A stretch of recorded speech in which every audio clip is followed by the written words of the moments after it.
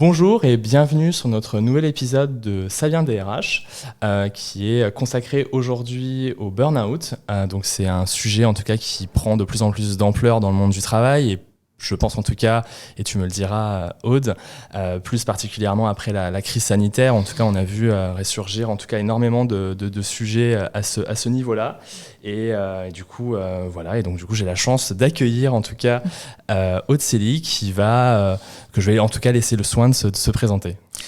Déjà, merci pour ton invitation. Alors, donc, je m'appelle Aude Célie. Aujourd'hui, donc, je suis auteur du livre Autopsie d'un burn-out et donc ex-responsable RH qui a vécu un burn-out il y a 10 ans, un burn-out sévère. Et aujourd'hui, donc, alors que je connaissais pas du tout le sujet, j'ai évolué sur ce thème-là. Et donc, aujourd'hui, je suis conférencière sur le sujet et je suis coach pour femmes.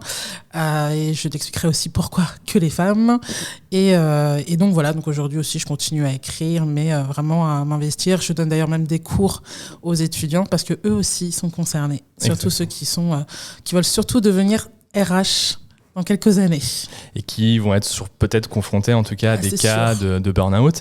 Et finalement, avant de rentrer un peu plus dans le vif du sujet, finalement, le burn-out, c'est quoi ? Est-ce qu'il y a une définition déjà et surtout, qu'est-ce que ça n'est pas aussi La question, elle est intéressante parce que déjà, on la pose toujours, ce qui prouve à quel point on ne sait pas au final. Et je dis souvent, en tout cas ces derniers temps, qu'on parle beaucoup de burn-out, mais finalement on en parle mal parce qu'on ne sait pas ce que c'est. Et tu viens très bien de le dire, c'est que qu'est-ce que ce n'est pas ? Je pense qu'il y a... On a la définition un peu classique qui est c'est la dépersonnalisation, c'est le fait d'être de plus en plus distant avec son travail, d'être fatigué, etc. Moi, j'aurais tendance à dire que c'est le fait de développer des symptômes, donc suite à l'exposition, donc au stress chronique au travail, et donc ça crée donc la dégradation de la santé physique, mentale et émotionnelle et comportementale. On en parlera aussi. Mais il s'est passé quelque chose en 2019 que je trouve vraiment très bien, qui a éclairci les choses dans tous les cas. C'est l'Organisation mondiale de la santé qui a pris position et qui a dit que en fait le burn-out était lié donc à un stress chronique au travail qui n'a pas été géré avec succès. Et c'est à 100%. C'est intéressant, Exactement ce qui se passe, on en parlera, parce qu'un burn-out, ça n'arrive pas du jour au lendemain, ce n'est pas de la fatigue, ce n'est pas du harcèlement, ça peut être la conséquence d'un harcèlement, mais ce n'est pas du harcèlement, et il y en a qui confondent aussi avec la dépression. Donc non, aujourd'hui, le burn-out, c'est vraiment lié à la sphère professionnelle. Et ce que je trouve intéressant, c'est que même l'Organisation mondiale de la santé le dit, qu'on ne doit pas prendre en compte la situation privée sur le sujet du burn-out. On est vraiment exclusivement lié aux conditions de travail. C'est vrai que c'est intéressant parce qu'on a toujours tendance à faire un peu des notions aussi de balance, vie privée, vie professionnelle. Et c'est vrai on pourrait avoir tendance en disant en fait finalement tu fais un burn-out, mais est-ce que c'est vraiment lié au travail ou est-ce que c'est pas juste tu donnes un peu trop ta vie perso sur ton travail et ce qui fait que finalement tu arrives à ne pas faire correctement ton travail, si je peux m'exprimer ainsi quand même. Mais d'accord, merci en tout cas pour cette définition. Peut-être pour donner un peu plus aussi de chiffres, c'est vrai que le burn-out c'est une notion en tout cas qui est en tout cas que je trouve, en tout cas assez récente quand on veut en parler en termes de data. Oui. En 2021, il y avait plus de 2 millions de personnes en tout cas qui avaient été en tout cas confrontées au burn-out. 2,55 millions. Et donc 2022, 2,5 comme tu le dis. Donc il y a quand même une augmentation quand même assez importante de plus de 10%. Donc on constate en tout cas qu'il y a soit beaucoup plus de personnes qui arrivent en tout cas à mettre des mots et à s'exprimer aussi, soit avec l'aide de structures ou avec des personnes comme toi qui puissent en tout cas les accompagner. Mais c'est en tout cas, on se rend compte que le phénomène est important et augmente aussi au fur et à mesure des années en tout cas. Oui. Alors, est-ce qu'il y a eu une augmentation, à mon sens, un peu quand même, suite à la crise sanitaire ? Je pense qu'on le verra après au fur et à mesure du podcast, en tout cas, où certaines populations étaient un peu plus exposées que d'autres. Mais en effet, on voit qu'il y a eu une augmentation. Est-ce que toi, tu as vu cette augmentation arriver rapidement ou est-ce que toi qui es dans le sujet depuis de nombreuses années, est-ce que finalement c'est un sujet qui est présent depuis finalement de nombreuses années, mais c'est juste qu'on en parle juste maintenant depuis 2 ans? Je caricature, bien évidemment. Non, en plus, non, mais c'est très juste parce que déjà le mot burn-out, il est assez récent, il date des années 1970 déjà. Au final, quand on parle de burn-out, on parle de souffrance au travail. Donc le sujet en soi, on le sait, on le connaît. Par contre, le terme est vraiment arrivé. Je pense qu'il y a eu un avant et un après. Les années 2008-2009, tu sais, il y avait eu la vague des suicides. Donc, oui. Du jour au lendemain, on s'est retrouvé devant notre poste à 20h, à savoir qu'il y a des gens qui s'immolent ou qui se suicident. D'ailleurs, je l'ai fait, j'ai fait une tentative, mais qui se suicident à cause du travail. Donc là, je me rappelle très bien, 9 octobre 2009, Xavier Darcos, qui est le ministre du Travail, et en fait, donc dans la précipitation, il demande un plan d'urgence, donc le mot est quand même urgence, contre le stress au travail pour les entreprises de plus de 1000 salariés. Donc moi, ce qui est évident, c'est que je vois une explosion, et tu as dit très bien d'ailleurs en intro, c'est la crise en fait qui a créé un espèce de basculement, et en fait elle a mis en exergue le sujet qui était déjà au départ. Qu'on a posé la lumière sur un phénomène qui existait déjà, mais qui... Exactement, ça existait, c'était pas assez présent ou exposé. Là où tu as raison aussi, alors j'insiste sur le terme parce que c'est important, sur les 2,55 millions, on parle de burn-out sévère. Ça veut dire qu'on a déjà posé le diagnostic, ce qui veut dire qu'il y en a beaucoup plus. Oui. Parce que je dis que le burn-out, c'est le moment où la personne s'est effondrée. C'est-à-dire que c'est au moment où il y a la rupture. C'est le moment où la personne ne revient plus au travail. Donc en fait, tout ce qui se passe avant, c'est le process de l'épuisement. Et ce process, il est en 4 étapes, on en parlera peut-être tout à l'heure, mais il y a une explosion hallucinante vraiment aujourd'hui et qui fait que, oui, c'est un sujet qui prend de plus en plus d'ampleur et qu'il faut prendre très au sérieux. Merci. Alors moi j'avais plutôt une interrogation. On voit fleurir en tout cas sur des posts LinkedIn des personnes qui veulent s'exprimer sur en tout cas le sujet, soit à titre personnel, soit à titre professionnel, et on se rend compte que parfois il y en a certains ou certaines qui vont nous exposer leur burn-out tous les 6 mois. Et du coup, on parle d'épuisement professionnel. Épuisement, c'est pas le matin de bonne heure, tu te réveilles et tu dis pas je suis épuisé. C'est un processus qui est lent, destructeur, mais lent. Du coup, est-ce que ça existe vraiment les burn-out tous les 6 mois, ou est-ce que c'est juste du bullshit et que la personne a juste envie alors j'ai déjà la réponse, mais en tout cas, ou voilà, que la personne elle veut juste s'exprimer et veut faire un post. Alors, pour être honnête avec toi, c'est du bullshit. Mais c'est pas du bullshit pour critiquer la personne en disant où est-ce que tu dis c'est pas juste. C'est juste que les gens c'est devenu un terme tellement galvaudé que du coup les gens l'utilisent comme ça. Et c'est marrant que tu dis ça parce que il y a une personnalité qui a mis la cour ces derniers temps, qui a été interrogée et qui parle de burn-out en fait. Et donc il dit que il s'est remis grâce à la remotivation au bout de 15 jours, etc. C'est pas un burn-out. Non, c'est ça. Et en fait, tu sais quoi ? Le mot burn-out est plus sexy que le terme déprime ou dépression. Donc, on ne fait pas de burn-out tous les 6 mois. On est peut-être en surmenage, on est peut-être extrêmement fatigué, c'est vrai, mais peut-être qu'on fait une dépression et peut-être qu'on se sent mal parce qu'il y a des choses qu'il faut régler dans sa vie. Donc, oui.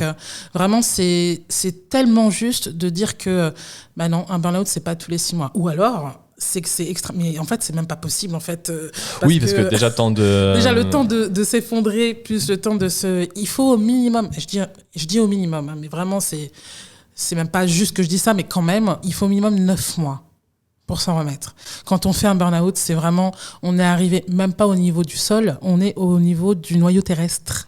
Donc voilà, ça met du temps pour se reconstruire. Ok, d'accord.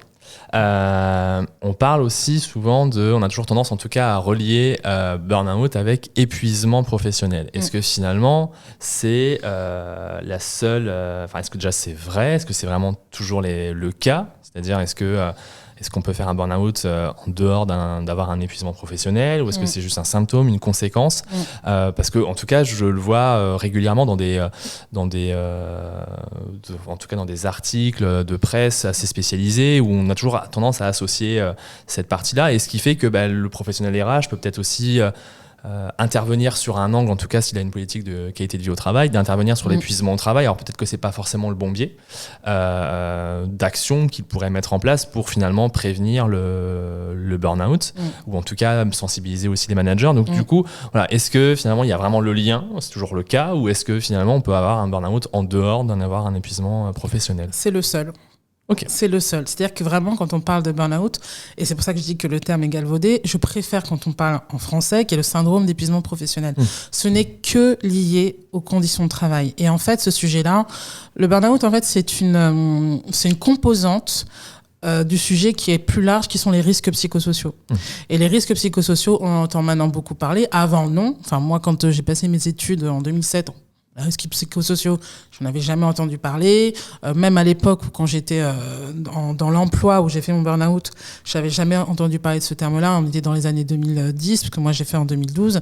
Donc non, vraiment, c'est un terme qui est vraiment exclusivement lié. Et c'est ça, en fait, qui peut aider d'ailleurs les DRH et les managers, c'est de savoir, OK, donc c'est vrai que c'est lié aux conditions de travail. Donc où est-ce que je dois agir? Parce que tout ce qui n'est pas lié au travail, ce n'est pas un burn-out. Et je dis souvent que j'ai eu un débat avec une personne du MEDEF qui disait moi je connais une personne qui est en train de vivre un divorce, donc c'est sûr que c'est difficile dans sa vie, alors que pas du tout. En fait, le travail doit être structurant, il doit pas être aggravant.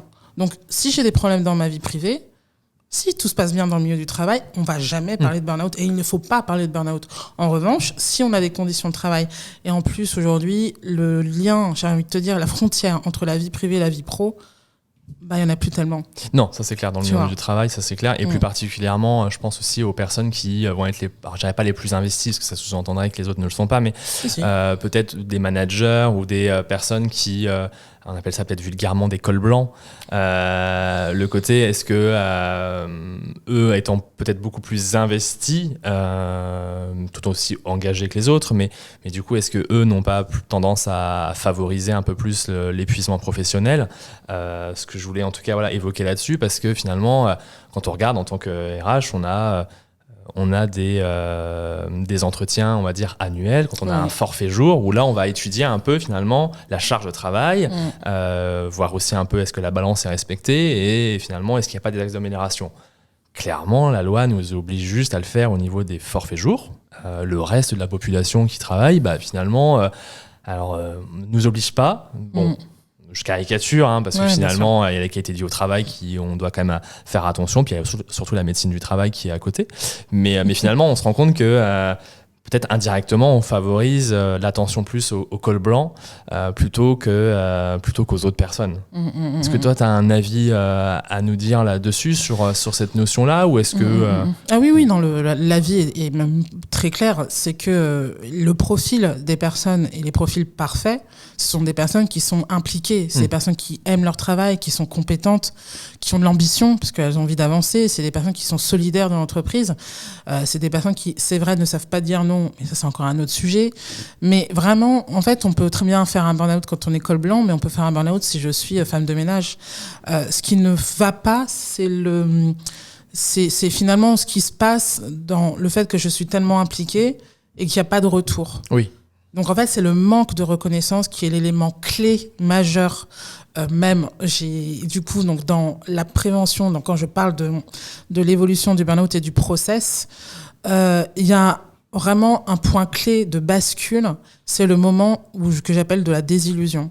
C'est-à-dire que je me rends compte, en fait, j'utilise souvent verbatim, qui est, c'est donc ça la réalité. Je m'attendais pas à ce que ce soit aussi difficile. Je m'attendais pas à ce que mon manager soit comme ça. Je m'attendais pas à ce que les conditions de travail soient comme ça. Je m'attendais pas à ce que mon collègue soit comme ça. Donc vraiment, c'est lié uniquement au travail et les personnes qui sont vraiment sujettes. Et tu vois, tu l'as dit, c'est pas parce que les personnes travaillent trop, en fait, au final. On m'avait d'ailleurs posé cette question, Aude, est-ce que c'est pas parce que vous en avez trop fait ? Alors, depuis quand on est censé critiquer, ou en tout cas porter un jugement sur des personnes qui veulent juste bien faire leur travail. Elles veulent juste le faire bien, mais dans les meilleures conditions possibles. Donc les personnes qui sont vraiment investies sont les profils parfaits, parce que dès qu'il y a cette bascule de la désillusion, par le manque de reconnaissance et plein d'autres choses, c'est là où en fait on commence à se dégrader. Ok, d'accord. Tu parlais on parlait de col blanc, tu parlais aussi cette notion de femme. Est-ce que finalement il y a des personnes qui sont plus touchées que d'autres dans le burn-out? Alors oui, j'aurais tendance à dire qu'il y a vraiment 2 catégories qui sont très touchées. Ce sont les femmes et ce sont les jeunes. Après, c'est toujours délicat, parce que tout le monde est concerné. Je veux dire, à partir du moment où on s'investit, ou quand on est dans un poste, à partir du moment où on répond, j'allais dire, au profil, et qu'on évolue dans des conditions délétères, on risque de faire un burn-out. Mais c'est vrai, et encore plus lié avec la crise, la surcharge mentale des femmes a explosé. C'est très intéressant, parce qu'en fait, le terme charge mentale a été intégré dans le Larousse le 21 mai 2020. C'est fou. C'est plus que récent, même. C'est plus que récent. C'est limite... moi, quand j'ai vu ça, j'étais limite choquée en me disant, mais c'est dingue. Et en fait, la surcharge mentale, qui a été explosive, puisqu'il y a eu du télétravail, du jour au lendemain, on a emmené le travail à la maison, sauf qu'on n'a pas eu le temps de se préparer avec les enfants, de se préparer avec le fait qu'il allait faire la cuisine, ou bref, gérer les devoirs, et en même temps gérer ses mails, etc. Oui, puis surtout, d'autres personnes étaient plus équipées, déjà d'être équipées correctement, de devoir aussi gérer, faire un peu la nounou, on va pas se mentir aussi. C'est clair, oui. Et il y a un point clé aussi qui est important, c'est l'isolement. C'est pour ça que je parle des jeunes, parce que y en a beaucoup qui se sont retrouvés tout seuls, dans leurs 9 mètres carrés, à faire soit passer leur examen, soit, parce qu'il y en a beaucoup qui sont en alternance par exemple, sur une chaise qui fait office aussi de table à manger, etc. Donc oui, il y a des profils qui sont... Et il y a peut-être les profils aussi des métiers qui sont émotionnels. Par exemple, les ressources humaines, par exemple, les professionnels de santé, par exemple, les forces de l'ordre, ce sont des domaines qui sont extrêmement touchés. Mais le premier, il faut le savoir, c'est que ce sont les agriculteurs. Oui, alors en préparant le podcast, j'ai essayé de chercher en fait les populations les plus touchées, et c'est vrai que autant il y avait forcément les managers, les cadres qui étaient touchés aussi, les jeunes que j'ai vus. Et d'ailleurs, une petite parenthèse, c'est quand même assez étrange étrange en tout cas, surprenant de se dire le côté isolement, alors que quand on regarde autour de soi, on a l'impression que les jeunes revendiquent le télétravail, revendiquent toujours cette notion de liberté. Et finalement, on se rend compte que, alors oui, mais finalement, il y a aussi un aménagement à avoir, et finalement, ça engendre aussi peut-être un peu moins finalement de télétravail que prévu. Ouais. Mais j'avais été surpris de voir ces agriculteurs-là qui étaient finalement une population la plus touchée par le burn-out. Quoi. Mais eux, en fait, ils cumulent, c'est le combo gagnant, en fait. C'est, je suis tout seul, j'ai une surcharge de travail qui fait que je travaille H24 tous les jours de l'année, j'ai parfois pas de vie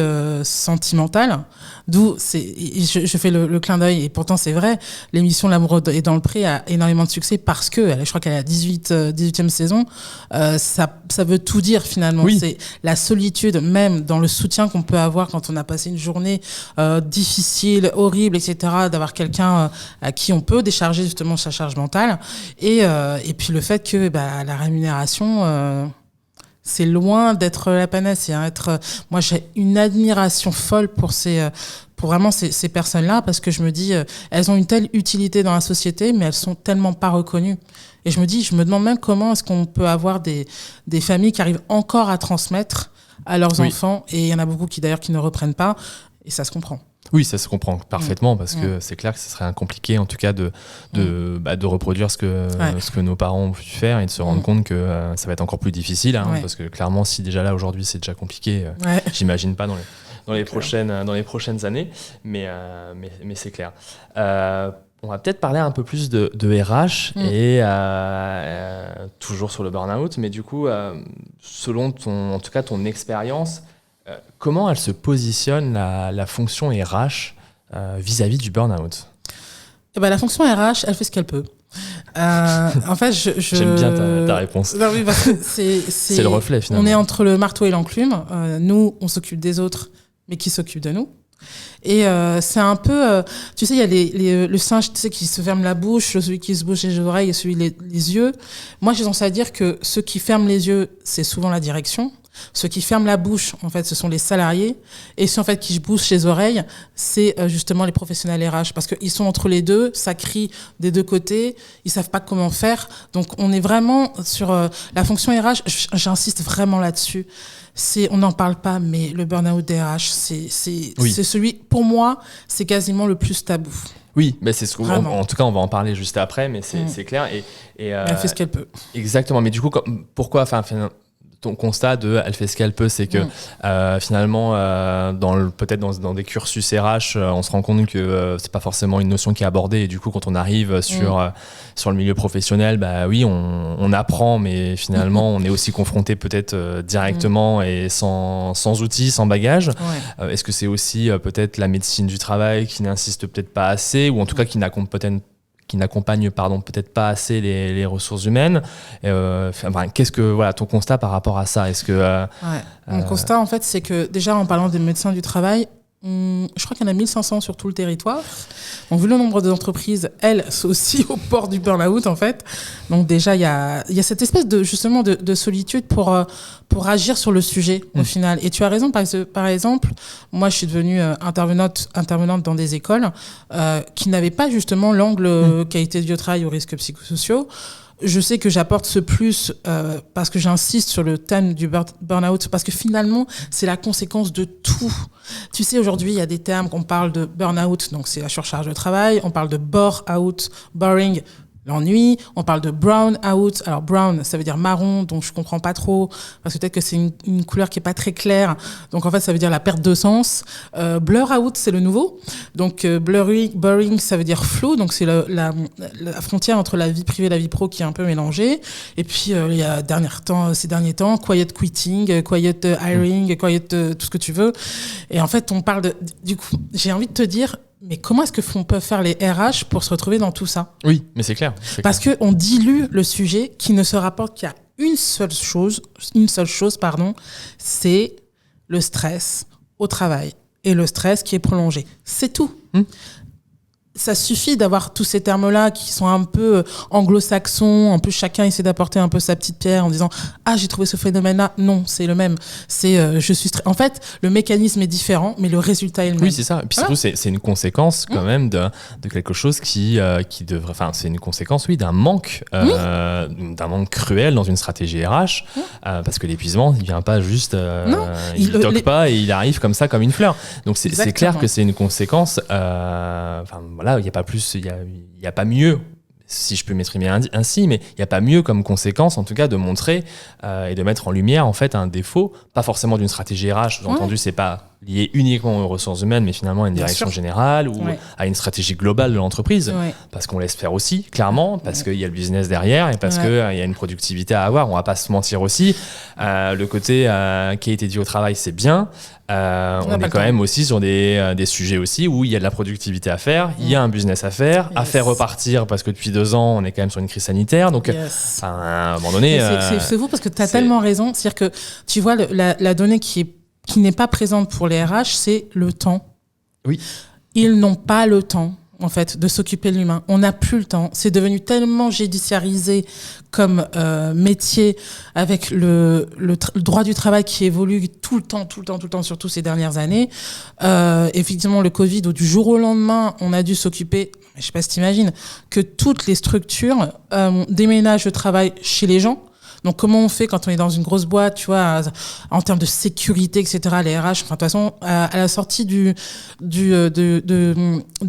la crise, les chiffres, c'est 82% des professionnels RH se disent proches de l'épuisement, 71% se disent frustrés et 77% ont envie de tout plaquer, en gros. Mais et c'est ça, parce que, en fait, l'épuisement, tout peut nous épuiser, tu vois. On peut être épuisé parce que je donne trop, on peut être épuisé parce qu'on me met au placard et que je n'ai rien à faire de toute la journée, donc je stresse toute la journée de rien avoir à faire, de pas savoir si mon travail est utile. Tu sais, pendant la crise, les gens se sont dit, mais il sert à quoi mon boulot? Est-ce que j'ai vraiment passé ma vie au boulot? j'ai pas envie, etc. Donc c'est ça aussi qui a fait basculer et clair. qui explose. C'est pour ça que ça explose le burn-out. Mais c'est ça, c'est le fait aussi de se rendre compte que quand on est à distance et quand on n'est pas sollicité toute la journée, on se rend compte que à un moment donné, du coup le job c'est quoi ? Le job sert pas à grand chose. C'est le job qui sert pas ou c'est moi qui a le poste qui ne sert pas à grand chose. Et c'est clair que oui, le sens au travail a une importance, ça c'est clair. On va peut-être revenir sur finalement le burn-out chez les RH. On en parle parce que j'ai l'impression qu'on n'en parle pas beaucoup, ou alors on en a parlé peut-être assez rapidement, crise Covid, alors entre eux, il faut applaudir le personnel de santé. Bon, ça j'ai trouvé ça finalement anecdotique en me disant ok d'accord, mais je suis pas sûr que ça va les aider quand même dans leur quotidien, c'est-à-dire dans la bonne représentation qu'ils ont dans les centres de soins. Ça a été pire. Parce qu'en fait, tous les jours, les gens s'amusaient. En plus, j'ai tendance à dire que les gens, en fait, ils s'éclataient tout seuls. Je prends ma casserole, j'ai mon voisin qui fait pareil, c'est super. Du coup, je félicite les professionnels de santé. On est retourné au travail le 11 mai. Plus personne. Ah oui, non, mais c'est ça. Donc t'imagines, c'est-à-dire que pendant quelques semaines, tu dis les gens reconnaissent mon travail et tout, on galère, et après ça y est, c'est fini. Et d'accord. Donc c'est pire finalement. Et en plus, on est encore dans des considérations actuelles où c'est encore très mal considéré. Et finalement, le RH, il est un peu de la même manière, c'est-à-dire qu'on l'a sursollicité parce que comme tu dis, mettre en place du télétravail dans une entreprise qui n'a pas l'habitude. Enfin, moi personnellement, je me suis retrouvé mon entreprise dans laquelle j'étais. On n'avait pas la conception du télétravail. C'était encore absolument pas du tout le principe. Bon, du jour au lendemain, on se retrouve tous en télétravail. Il faut quand même organiser ça. Des personnes aussi se rendent compte qu'on va chez eux. On rentre dans l'intimité des personnes parce que plus ou moins équipés ou pas. Donc du coup, on gère aussi ça. On gère le business qui n'existe pas trop. On va pas se mentir. Il faut aussi gérer le chômage partiel que la plupart des RH ont dû découvrir. Avec les petites conventions collectives. Bon, ça, je vous laisse passer ce petit plaisir, mais de découvrir aussi certaines conventions collectives en disant oula mince, j'avais pas vu ça, dis donc. Ça va être compliqué, dis donc, à gérer. Comment on va faire, dis donc. Il nous reste 2 heures. Ok, bon, 2 jours. Pardon, j'avais pas vu. Mais du coup, il y a ça. Et puis après, on a eu la sensation, comme tu disais, finalement, avec les personnels de santé, où après, il faut relancer. Donc du coup, on va recruter, ou peut-être dégraisser un peu parce que finalement, il va falloir aussi, parce qu'il y a ça aussi. Il y a ce côté, à un moment donné, ils ont été aussi confrontés à des licenciements. Ils le sont encore actuellement. Il y a quand même des secteurs qui sont quand même en crise. Donc, on les sursollicite. L'éthique là-dedans, je suis pas trop sûr si tu en as. Enfin, en tout cas, en tant que RH, je pense déjà en tant qu'humain, on a tous quand même une barrière. Là, je pense que les barrières des RH ont dû être explosées de toutes parts. C'est compliqué aussi de partir finalement dans un poste en disant on me demande de dégraisser parce qu'il y a eu la crise et du coup, faut faire un peu l'effort, quoi. Oui, d'accord, ok, mais moi, en fait, je suis épuisé du truc, quoi. Et c'est vrai qu'on n'en parle pas, quoi. Non, et puis en plus, tu sais, il y a ce que j'appelle le RH bashing. C'est-à-dire que les RH, de toute façon, tu demandes aux salariés ce que font les RH, ils sont pas capables de te dire. Donc, en gros, les RH, ça sert à rien. Ou les RH, c'est fait que pour licencier, ou c'est eux qui refusent mes augmentations. En fait, on n'a même pas de reconnaissance. En fait, on n'a pas de reconnaissance quand tout se passe bien. Mais alors, par contre, on sait nous tomber dessus dès qu'il y a une erreur. Je veux dire, et tu l'as dit dans le sens où c'est vrai qu'au final, les RH sont au milieu de tout et en fait au milieu de rien.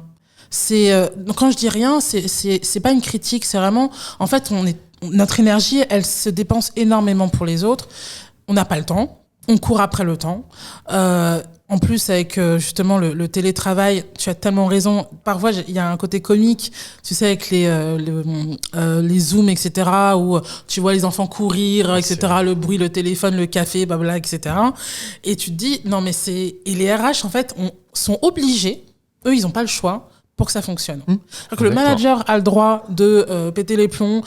Nous, on doit trouver le moyen de les former pour faire du management à distance. Les salariés se sentent pas bien, donc il faut qu'on les contacte, etc. Mais les RH, allô, nous on est au milieu et on est tout le temps pour les autres. Donc oui, j'ai l'impression qu'on nous oublie. En fait. Oui, mais c'est ça. Mais en fait, est-ce que c'est pas finalement une conséquence aussi de la place réelle en fait du RH ? Enfin, oui. et là pour le coup je caricature pas, je pense qu'on l'a oublié parce qu'en fait on l'oublie clairement et parce qu'il fait pas partie du business, il fait pas partie de la stratégie de l'entreprise. Et clairement, et d'ailleurs ça me fait toujours rire de voir des titres de poste HR BP où il y a le BP et tu te dis mais ça veut dire quoi? J'espère que c'est quand même pas business partner, sinon je vais rigoler. Mince, c'est ça. Ok, d'accord, mais du coup c'est quoi? Je suis dans la stratégie ou pas? Non, en fait on te demande même pas limite de savoir ce qu'on vend ou ce qu'on commercialise parce qu'en fait c'est pas ton job. Donc c'est toujours intéressant de voir ça et de se rendre compte qu'en fait finalement oui on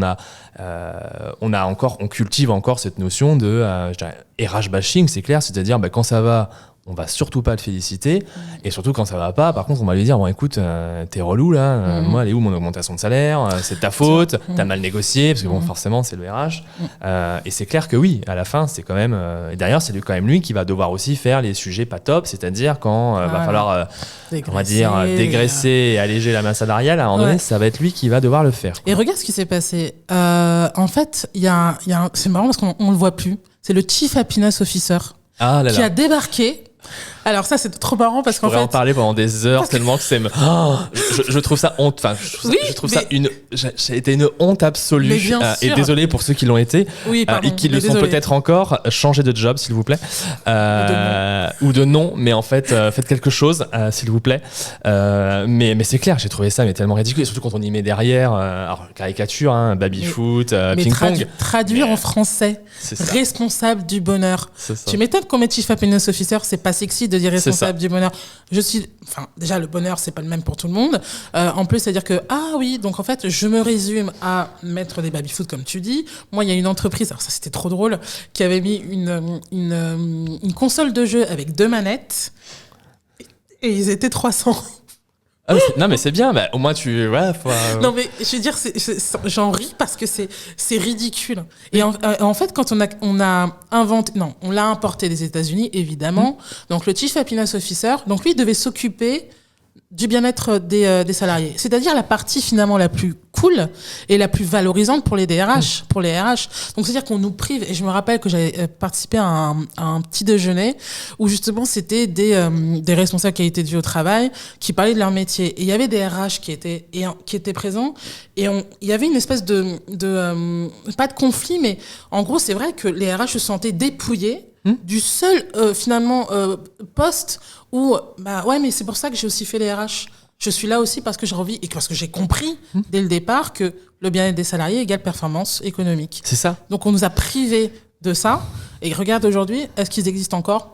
Non, en tout cas j'espère pas, mais en tout cas mais c'est clair, on a toujours en tout cas associé cette notion de qualité de vie au travail à quelque chose de très sympa. Alors ça doit l'être, mais finalement moi je le dis souvent, on a gadgetisé la fonction RH. On en reparlera juste après sur la santé mentale et en tout cas on voit un phénomène arriver en tout cas, à mon sens, à titre personnel, où j'ai quand même une sensation qu'on gadgetise cette notion de santé mentale en créant toutes sortes d'applications qui peuvent être intéressantes. Je ne dis pas le contraire et c'est pas pour généraliser, mais j'ai un peu cette tendance un peu à sentir le truc en me disant oula, ça sent un peu le truc et ça va finalement dénaturer l'objectif. Et on l'a vu avec la qualité de vie au travail et je pense que c'est aussi pour ça qu'on a tendance un peu à plutôt regarder le côté ce qu'on peut proposer aux collaborateurs, que ce soit au niveau du sport, au niveau du yoga, donc ça t'as le buisson, puis derrière t'as quand même le côté burn-out ou l'épuisement professionnel.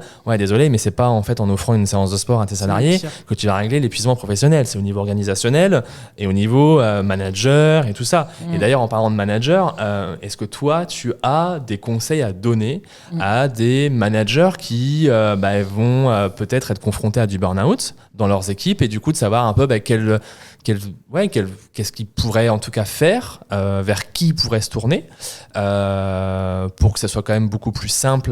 Alors, je dirais pas simple à gérer, mais que finalement qu'il y ait plus de prévention, d'anticipation que le côté mince, il y a un cas, donc du coup on va devoir faire la batterie de formation pour les managers, parce que c'est ce qui arrive régulièrement, c'est un peu comme le harcèlement. Exactement. C'est quand il y en a un qu'on sensibilise tout le monde, d'accord, mais ce sera peut-être mieux de le faire avant. Voilà. Est-ce que tu as des tips, des conseils Alors déjà, en fait, tu vois, un manager, il doit gérer 3 choses. Il manage le business, il manage les hommes, mais par contre, il y a une chose qu'il ne fait pas ou qu'il n'a pas le temps de faire, c'est se manager lui-même. Donc, ce type, je veux d'abord le donner finalement aux managers parce que c'est eux qui prennent le plus, parce que ils sont sur tous les plans. Et en fait, pour moi, il y a 4 familles de protection. À partir du moment où on travaille sur ces 4 familles de protection, impossible qu'il y ait un cas de burn-out. Le premier, c'est l'observation. Parce qu'en fait, la personne qui risque de faire un burn-out, elle change. Elle commence en étant une personne énergique, qui vient d'être embauchée, qui a des idées, qui s'investit, qui a des compétences, qui partage ses idées, etc., à quelqu'un qui, à la fin, parle de plus en plus de symptômes physiques, a des troubles du sommeil, qui se met de plus en plus en retrait, qu'on reconnaît pas au niveau du caractère, qui commence à être un peu dans tous les sens, qui parle et qui dit, et c'est pour ça que je parle que la première, vraiment, c'est l'écoute, c'est l'observation, parce qu'on voit le changement. On voit les symptômes qui commencent à arriver. La deuxième famille, c'est l'écoute, parce que les gens parlent, disent qu'ils sont fatigués, qu'ils en ont marre, qu'ils ont envie de changer, il y a surtout, tu sais que je te parlais de bascule, il y a cette phrase-là, c'est avant, c'était comme ça, maintenant, c'est comme ça. Et c'est le avant qui est plus important, c'est ce avant. Ensuite, la troisième famille, c'est libérer la parole. C'est-à-dire que les gens vont mal, donc s'ils n'arrivent pas à parler de ce qui ne va pas, ils vont garder entre eux, avec eux, donc surcharge mentale, etc., usure psychique et compagnie. Donc le seul moyen, et puis tu sais quoi, il y a les différents travails, donc le travail réel, le travail prescrit, etc. En fait, si on veut agir de manière ultra efficace sur le burn-out, c'est de s'intéresser à tout ce qui concerne le salarié dans son quotidien de travail. C'est-à-dire que, par exemple, une secrétaire qui est plutôt quelqu'un de structuré, qui n'a peut-être pas son stylo rouge, bleu, vert, jaune et ses stabilos, peut-être que c'est quelque chose qui ne va pas l'aider et qui va lui créer du stress. Donc, il faut s'intéresser exactement à ce qui se passe au quotidien, donc le travail réel. Et au final, la dernière famille, c'est le lien. Et le lien, c'est important parce que pour moi, le lien, c'est à partir de 2. Si déjà j'ai une seule personne dans l'entreprise en qui j'ai confiance, avec qui je peux parler et m'épancher, c'est déjà un énorme avantage. Évidemment que l'idéal, c'est qu'il faudrait que cette personne soit le manager. Parce que c'est le manager qui, lui, a le pouvoir. Et tu sais, regarde, le 1er janvier 2017, on nous a sorti la loi du droit à la déconnexion. Moi, je dis que cette loi, elle sert à rien. Elle sert à rien parce que c'est pas la loi qui va dire OK, à 22h, je n'ai pas le droit d'envoyer un message, etc. C'est au manager de dire non mais c'est bon, ce dossier on verra lundi, c'est pas grave. On m'a reproché, je me rappelle, qu'on m'avait envoyé un message à 2h du matin et que j'avais pas répondu. Mais j'ai le droit de dormir quand même. Donc vraiment, sur ces 4 familles qui sont l'observation, l'écoute, le lien collectif et libérer la parole, à partir du moment où on travaille sur les 4, c'est impossible. Ensuite, je vais vous donner les caractéristiques qui sont vraiment les plus importantes s'il y a un risque. C'est la perte de plaisir dans son travail. Je suis de moins en moins motivée, j'ai plus envie d'y aller. La deuxième, c'est la fatigue intense. Donc, c'est pas une fatigue qu'on va résorber avec 8 heures de sommeil ou un week-end en cocooning, etc. C'est une fatigue qu'on ne comprend pas, on part en week-end, on est fatigué, on revient de week-end, on est fatigué, on part en vacances, on est fatigué, on revient de vacances, on est fatigué. C'est la fatigue intense. La troisième chose, c'est une conduite addictive. La conduite addictive, c'est je prends quelque chose d'extérieur pour tenir le coup. Ça va être le café, le sucre, le tabac, les joints, le fait aujourd'hui ce qui se développe, c'est toutes les plateformes Netflix, etc. Les gens maintenant ils sont aussi addicts à ça. Ils sont aussi très addicts déjà parce qu'ils ont leur stratégie, mais parce que je me ferme, je veux plus entendre parler, etc. Et parfois les gens ne se rendent pas compte, ils pensent que c'est anodin, mais c'est les cures de vitamines. Ou je vais me prendre une cure de Beroca, des choses comme ça. Parce que le corps a besoin de quelque chose pour tenir et qui fait que je le prends à l'extérieur. Et évidemment, il y a des psychotropes. On est le 2e pays au monde à être le plus consommateur, avec plus de 200 millions de boîtes de psychotropes qui sont vendues par an. Donc c'est quand même...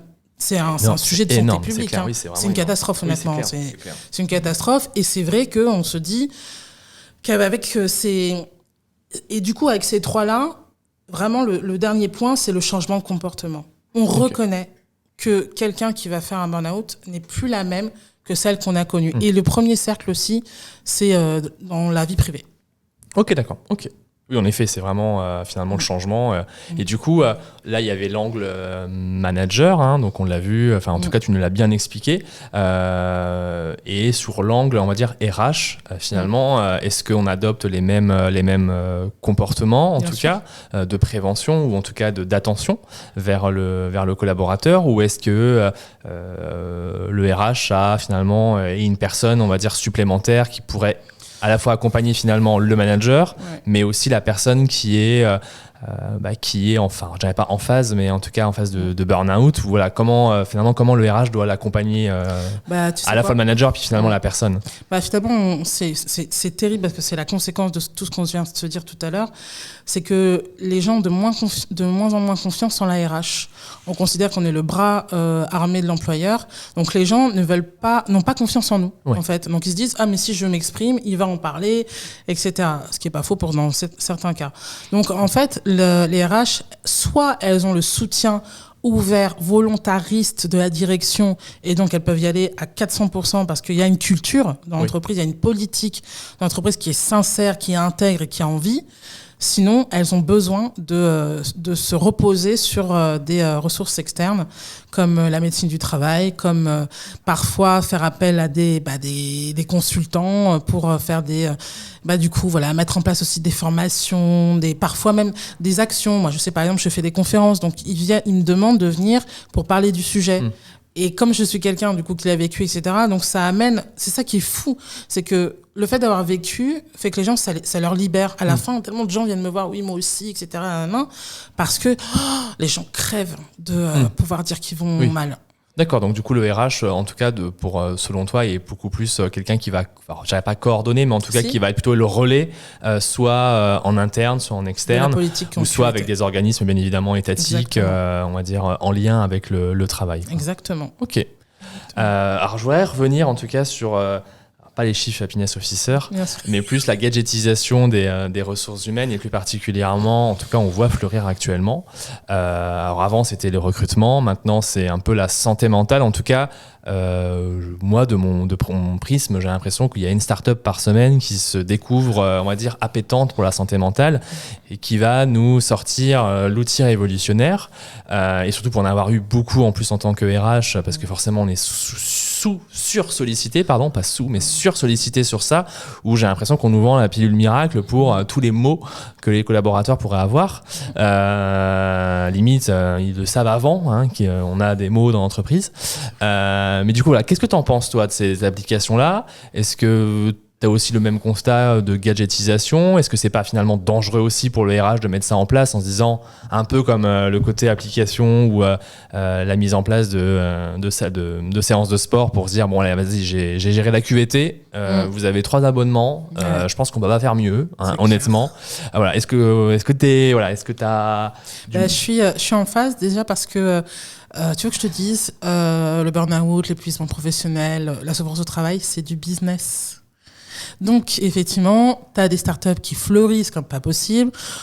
Après, en plus, on a eu de l'aide, on va dire, par les pouvoirs publics, qui ont dit que, justement, la technologie va aider à pouvoir travailler sur le sujet. Donc, je trouve que c'est très juste le terme de gadget.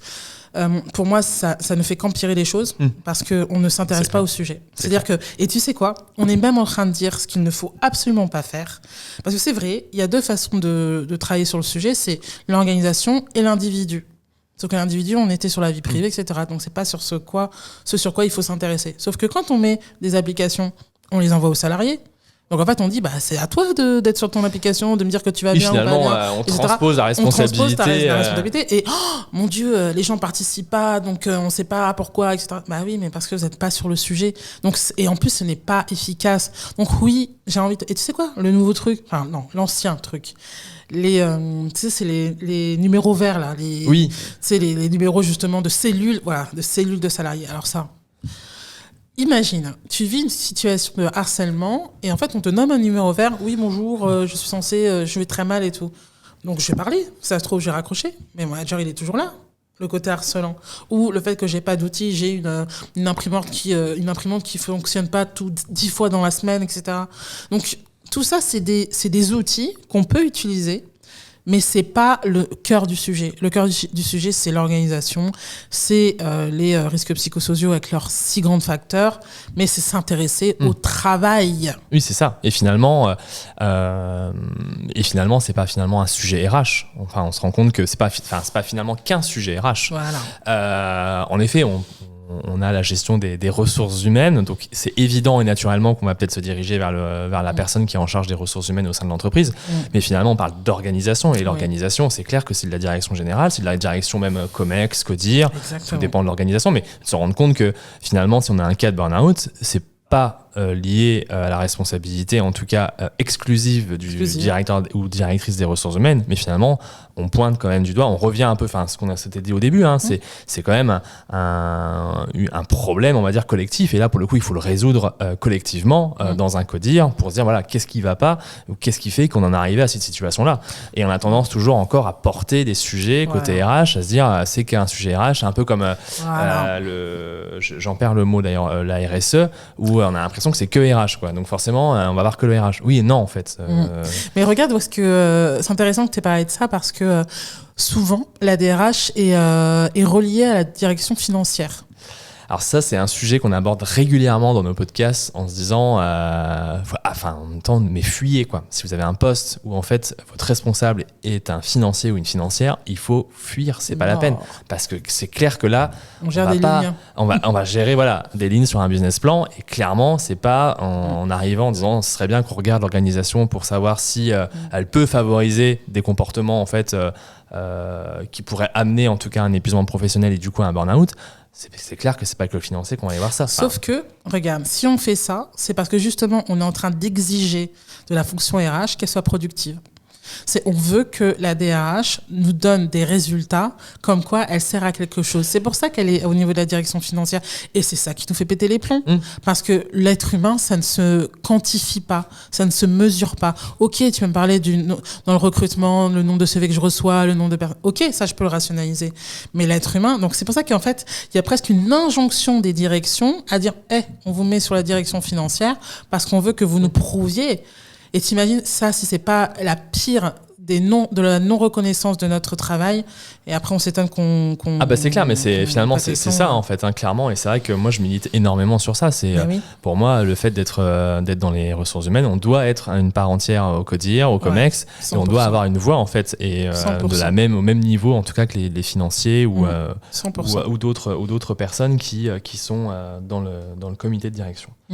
Alors on a toujours en tout cas par tradition, en tout cas, on a toujours une troisième partie de notre podcast qui, pour le coup, on pose des questions qui n'ont rien à voir avec le sujet. Donc, je préfère te prévenir. Donc là, il n'y en a que 2. Je sais que lors du dernier épisode, on n'était pas très, très bien préparé. Je pensais qu'on avait arrêté, mais du coup, c'était un peu en mode live et ça s'est pas très bien passé. Mais en tout cas, on a toujours un peu ce petit clin d'œil pour aussi en apprendre un peu plus. Du coup, il y a 2 questions et donc du coup, j'ai commencé par la première. Tu sais, il y a ce que j'appelle le RH bashing. C'est-à-dire que les RH, de toute façon, tu demandes aux salariés ce que font les RH. Ils sont pas capables de te dire. Donc, en gros, les RH, ça sert à rien. Ou les RH, c'est fait que pour licencier. Ou c'est eux qui refusent mes augmentations. En fait, on n'a même pas de reconnaissance. En fait, on n'a pas de reconnaissance quand tout se passe bien. Mais alors, par contre, on sait nous tomber dessus dès qu'il y a une erreur. Hein. Je veux dire, et tu l'as dit dans le sens où c'est vrai qu'au final, les RH sont au milieu de tout. Et en fait, au milieu de rien. Si tu veux vivre dans un autre temps, quelle période choisirais-tu ? Sans hésiter, les années 80. Ah, intéressant, pourquoi ? Parce que je discutais avec ma meilleure amie il y a quelques jours, et ma sœur jumelle, et on se demandait, mais depuis quelle est la dernière période où on a l'impression que tout allait bien, qu'on était un peu heureux, qu'on était insouciant ? On s'en rappelait pas. Donc forcément, on se dit avant la crise, mais même avant la crise, et pourquoi je dis dans les années 80 ? Parce qu'on n'était pas submergé par les réseaux sociaux. Tu vois, quand je te parle de liens, Donc, qui est hyper important. Je me rappelle que, du coup, on allait frapper à la porte, on jouait à l'élastique. On avait besoin de rien, en fait, pour passer du bon temps. La musique, elle était tranquille, elle était cool. On était, même dans les années 90 ou 2000, tu vois, c'était, je veux pas être cucu les petits oiseaux, mais quand même, tu vois, c'était le discours. Mais tu peux l'être, t'inquiète pas. Tu vois, non, mais en plus, voilà, juste pour avouer, c'est pour dire, sur Netflix, il y a Princesse Sarah, je me suis refait tous les épisodes. Et je te jure, et j'étais aussi émue, d'ailleurs, que quand j'étais petite. Et en fait, je me disais, mais c'est fou parce que je me rappelle pas ce temps-là. C'est loin. Et c'est pour te dire même, pour être encore plus honnête, je vais aller au concert Star 80 à Lille. Ok, bon, tu nous diras alors si c'était bien. Donc c'est pour te dire à quel point je ressens besoin de cette espèce d'insouciance, de ce côté un peu fun où on découvrait les choses. Même quand on était quand on parlait de portable, on était avec le Nokia 3310, le truc qui durait 10 jours sans être rechargé. On était avec notre petit serpent. Je suis pas vieille, donc je peux pas dire, je peux pas avoir ce discours, c'était mieux avant, mais tu sais quoi, si. Oui, voilà. Alors j'allais te le dire en disant, oula, alors Julien serait là. Ouais, si. Il y a toujours, en fait, il y a toujours tendance à être un peu en mode boomer alerte. Ouais. Et du coup, là, j'ai eu cette sensation-là en me disant, oula, boomer alerte. Mais tu as raison. Alors moi, c'est pas années 80, mais c'est plutôt au début du siècle avec l'art déco. Et parce que pour le coup, je suis très passionné par cet art. Et du coup, voilà, j'adore en tout cas découvrir encore maintenant toute cette facette-là. Dernière petite question avant de clôturer ce podcast. Quel super pouvoir voudrais-tu ? Je crois que c'est totalement en lien avec la personne que je suis, que je suis devenue et que j'étais avant et que j'avais perdu en faisant mon burn-out. C'est en fait, je cherche l'authenticité. Je suis devenue authentique à 400 000% parce que il y a mes valeurs, etc. Donc, le super pouvoir que j'aimerais tellement avoir, c'est de lire dans les pensées. Ah. Parce que on ne sait jamais ce que pense la personne. Ça, c'est clair, ouais. Et tu sais, il y a un tel filtre. On parle que de le filtre, on regarde dans les réseaux sociaux, etc. Mais en fait, on parle. Tu vois, par exemple, on te demande comment ça va, et tu réponds ça va. Mais ça va, c'est pas une réponse. Non, c'est qu'est-ce qui se passe vraiment dans ta vie. Donc, on se contente d'un ça va. Donc, c'est bon, je m'intéresse pas à toi. Alors que si ça se trouve dans la tête de la personne, c'est je suis fatiguée, je me suis engueulée avec un tel, les enfants, etc. Et je pense que si j'avais cette capacité-là, je serais encore plus authentique, mais dans la relation que je pourrais vivre avec la personne. Ok. Et je trouve ça incroyable. Ok. Il n'y a pas une série ou un film où il y avait les personnages principaux, je crois, lisaient dans les pensées des. Ah, pour moi, c'est ce que veulent les femmes avec eux. Ah, ok. Donc, avec Mel Gibson. C'est peut-être ça. Je sais pas d'autres. Mais... J'ai adoré ce film en plus. Je suis pas très bon en mémoire. Je pense à ça en tout cas. Mais du coup, moi, le super pouvoir que j'aimerais bien, c'est plutôt me déplacer rapidement. Alors, je sais pas si c'est parce que les transports commencent à m'agacer en ce moment. Entre les transports qui deviennent de plus en plus chargés et autant ça fait peur que on n'a pas trop à se plaindre non plus, mais en tout cas, pouvoir me déplacer rapidement et me dire tiens, j'ai envie de me faire un week-end, je sais pas, à Stockholm, en un claquement de doigts, on pourrait le faire. Mais ça serait ça. Peut-être un peu plus écologique, je sais pas, mais en tout cas, ça serait plutôt ce super pouvoir-là. Merci Aude, en tout cas, pour cette discussion qui, je le rappelle, tournait en tout cas autour du burn-out, sur aussi la relation et la vision qu'on a côté manager, côté RH, et c'est important en tout cas d'en parler de manière en tout cas sincère sur finalement que c'est pas qu'un sujet RH, que le RH aussi a besoin d'être porté, supporté aussi. Donc merci à toi. Et je fais juste un clin d'œil vraiment aux femmes qui sont dans la fonction RH et dans la fonction managériale. Vraiment sur cette charge mentale, c'est vraiment qu'elles soient entendues, écoutées, soutenues, parce que dans mon métier, c'est ce que je fais avec elles, parce que je les aide à se reconstruire ou à éviter. Mais c'est tellement difficile pour elles en ce moment. Donc soyons attentifs, c'est vrai aux salariés, mais aussi à nos RH. Oui. Vraiment. Merci en tout cas, c'était le dernier mot. Merci à toi. Merci à tous en tout cas, n'hésitez pas à partager cet épisode, à le liker, à le commenter aussi. En tout cas, tous les chiffres, on donnera nos sources en tout cas sous le commentaire. Et d'ici là, on se retrouve prochainement pour un nouvel épisode de Ça vient des RH.